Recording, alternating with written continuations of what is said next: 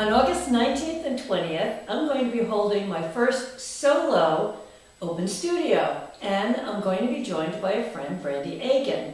We'll introduce ourselves to you in just a minute, but I wanted to let you know where the studio tour is going to be.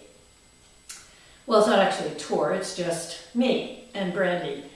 But we're located at 72 Derrick Road in Port Angeles, Washington. That's halfway between Sequim and Port Angeles. Pretty easy to find. You can check the map on our postcard if you've received that. If not, we're really easy to Google. So the address again is 72 Derrick Road, D-E-R-R-I-C-K, and that's in Port Angeles, Washington. Hi, I'm Susan Spar, and I'm Brandy Agun. We are going to be having an open studio, and you're invited. And so we'd like to tell you a little bit about ourselves, our history, and what we hope to show you at this show. So I'll let Brandy take it from here first. Well, Susan and I met at Georgetown Atelier. We have both been put through where we both spent time at a 3-year program where we learned classical and traditional painting and drawing. It started out purely drawing for the first year, moved into monochromatic painting, and culminated in the final year being strictly painting. And we both graduated in 2012. 2012. We were the very first year, and since then we have each gone in our independent direction, developing our voices, which is no small feat. I like to teach, so I've taken a lot of the techniques that I learned at the atelier, and I teach those on Wednesdays to my students here in Port Angeles. Love teaching, but I love painting even more.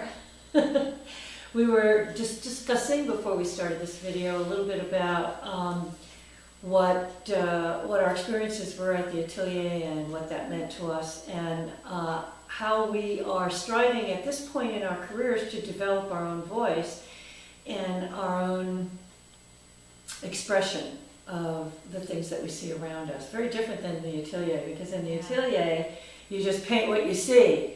There's not a lot of leeway given to artistic expression at that point. You don't get that opportunity until after you graduate. You get a little bit, maybe the last year, but you're not really set free until after graduation, and then you're sort of out there going, I don't know what to do! What do I have to say? Yeah.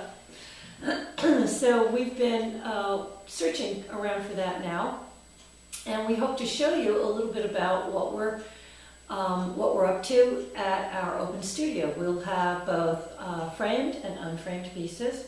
I'll have some naked work. That's work that is in a pretty much raw state, but it's sold inexpensively, and if you like it, then you can take it home and go through the process of framing it yourself. There'll be cards and prints available, but mostly we'll be here and we'll be demonstrating, we'll be painting, so you can see a little bit about our process and what we do. I'm going to see if I can convince Brandy to do a portrait. Brandy's work focuses a lot on narrative. Yes, well, some of it does. Full of stories. People are stories. I think people relate a lot to a narrative, something where you have a group of people in just your everyday, like doing something seemingly mundane, but yet you tap into a humanity that we all share. And that's about where I'm at right now with my whole process and what I'm up against and what I'm doing. I'm in a similar situation where I've been trying to find what it is that motivates me and moves me. And it's kind of funny, we were just talking about this, that I had a friend once describe me many, many years ago as a romantic, and I always thought that that was kind of funny because people who know me don't tend to think of me that way. But it shows itself in most of my work, both in the color and the light that I'm trying to. One of the things that I enjoy painting so much is still life. I like painting still life objects that have meaning to me, arranging them in ways that sort of tell you about the mood of the day or the mood of the person who set the still life up. But ultimately what happens is when I'm sitting there observing something for a very long period of time, which happens when I'm painting a still life, is I tend to fall in love with the objects and with the light and with the mood and with the feeling moving across those objects. And that's a lot of what I try to put forth in my work. But I'm experimenting now and looking into aspects of narrative, although not quite the same as Brandy's. I like telling stories, and one of my more recent pieces is one actually it's of myself, although I'm not the model in it. The model is a young girl, one of my students.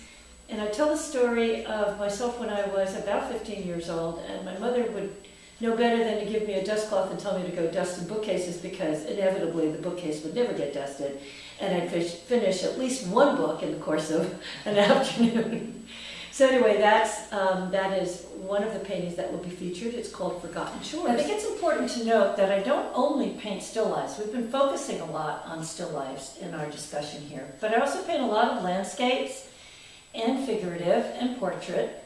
And as a matter of fact, helped me to capture the grandeur and the beauty of the world around us, especially the Olympic Anyway, we're hoping that you will come and join us for our studio tour, our mini studio tour, because it's really just one studio, open house, and share some wine with us, some nibbles, and a lot of talk and some laughter. We'll have music. I may paint Susan. A picture of me, not me. And we hope to see you. So take care.